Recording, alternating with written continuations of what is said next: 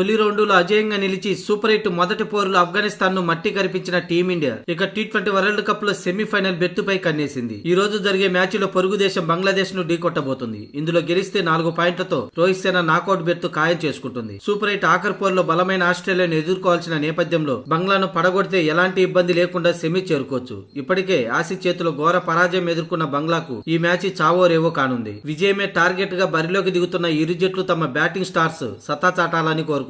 బలాబలాలు ముఖాముఖి రికార్డులు చూస్తే ఈ పోరులో ఇండియానే అల్టిమేట్ ఫేవరెట్. కానీ ఈ మెగా టోర్నీలో ఇండియా బంగ్లా మధ్య గతంలో హోరాహోరీ పోరాటాలు సాగాయి. తమదైన రోజున బంగ్లా ఆటగాళ్లు అద్భుతాలు చేయగలరు. కాబట్టి ఆ టీం ను ఏమాత్రం తక్కువగా అంచనా వేయకుండా తమ పూర్తి సత్తాను చాటాలని రోహిత్ సేన భావిస్తుంది. ఇక బంగ్లాదేశ్ ను బ్యాటింగ్ వైఫల్యం వెంటాడుతుంది. లోయర్ ఆర్డర్ ఆటగాళ్లు కూడా ఇబ్బంది పడుతున్నారు. ఓపెనర్లు లిటన్ దాస్, సంజిత్ ఖాన్ ఫెయిల్యూర్ జట్టును దెబ్బతీస్తుంది. ఆ జట్టులో సూపర్ హిట్టర్లు లేకపోవటం సమస్యగా మారింది. సెమీస్ రేస్ లో నిలవాలంటే ఖచ్చితంగా నెగ్గాల్సిన నేపథ్యంలో ఈ మ్యాచ్ లో ఆ జట్టుపై ఒత్తిడి నెలకొంది. బుమ్రా వంటి వరల్డ్ టాప్ పేసర్లను ఎదుర్కొని నిలవడం ఆ జట్టుకు సవాల్ గా మారనుంది. బౌలింగ్ లో పర్వాలేదనిపిస్తున్న బ్యాటర్లే ఆ జట్టు మైనస్ గా మారింది. ఇదే విషయంపై ఆ జట్టు కెప్టెన్ నజముల్లా హుసేన్ శాంటో మ్యాచ్ కు ముందు స్పందించాడు. ఈ రోజు మ్యాచ్ లో మాకు బ్యాటింగ్ లో మెరుగైన ప్రదర్శన చేస్తే ఖచ్చితంగా టీమిండియాపై విజయం సాధించడం పెద్ద కష్టమే కాదని, అయితే ఆ జట్టులో బుమ్రా లాంటి కీలక బౌలర్ ఉండడం కూడా దృష్టిలో ఉంచుకొని మేము ప్రణాళికలతో బరిలోకి దిగాల్సిన అవసరం ఉంది. తమ ముందు బలమైన ప్రత్యర్థి ఉన్నప్పటికీ గెలిచేందుకు అన్ని విధాలుగా